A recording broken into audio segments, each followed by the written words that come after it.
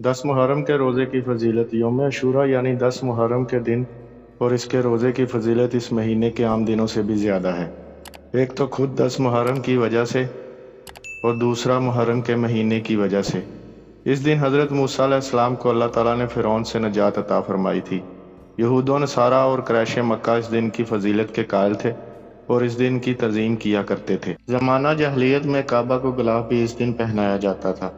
نبی کریم صلی اللہ علیہ وآلہ وسلم اس دن روزہ رکھا کرتے تھے اور دوسروں کو بھی اس دن روزہ رکھنے کی ترغیب دیتے تھے۔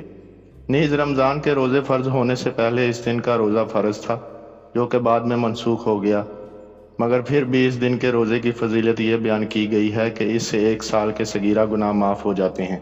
بعض حدیث اور سیرت کی کتابوں میں لکھا ہے کہ 10 محرم کے دن حضرت آدم علیہ السلام کی دعا قبول ہوئی تھی اور حضرت نوح علیہ السلام کشتی کنارے لگی تھی۔ اس دن حضرت عیسیٰ علیہ السلام کی ولادت ہوئی تھی اور اسی دن آسمان پر اٹھائے گئے۔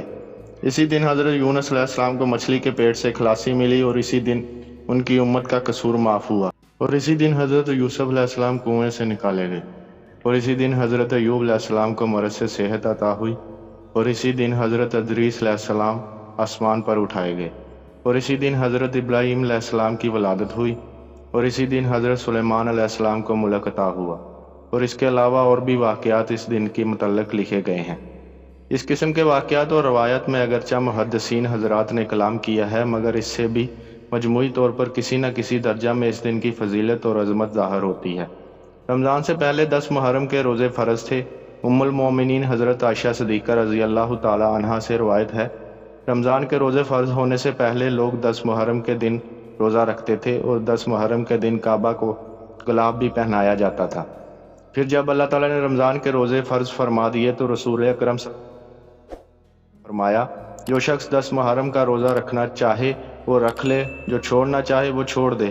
10 محرم کے روزے کا پس منظر۔ حضرت ابن عباس رضی اللہ تعالیٰ عنہ سے مروی ہے، نبی اکرم صلی اللہ علیہ وآلہ وسلم نے جب مکے سے ہجرت فرما کر مدینہ طیبہ تشریف لائے تو آپ نے یہودیوں کو 10 محرم کے دن روزہ رکھتے ہوئے دیکھا۔ آپ نے ان سے پوچھا، اس دن کی کیا خصوصیت ہے کہ تم روزہ رکھتے ہو؟ انہوں نے کہا کہ یہ بڑا عظیم اور نیک دن ہے، اسی دن اللہ تعالیٰ نے موسیٰ علیہ السلام اور ان کی قوم کو نجات دی اور فرعون پر غلبہ عطا فرمایا اور فرعون اور اس کی قوم غرق کی۔ چونکہ موسیٰ علیہ السلام سے بطور شکر اور بطور تعظیم اس دن روزہ رکھا تھا، اس لیے ہم بھی روزہ رکھتے ہیں۔ تو آپ نے فرمایا، تمہارے مقابلے میں ہم موسیٰ علیہ السلام سے زیادہ قریب ہیں اور بطور شکر روزہ رکھنے کے زیادہ حقدار ہیں۔ چنانچہ آپ نے 10 محرم کے دن خود بھی روزہ رکھا اور دوسروں کو بھی روزہ رکھنے کی تلقین فرمائی۔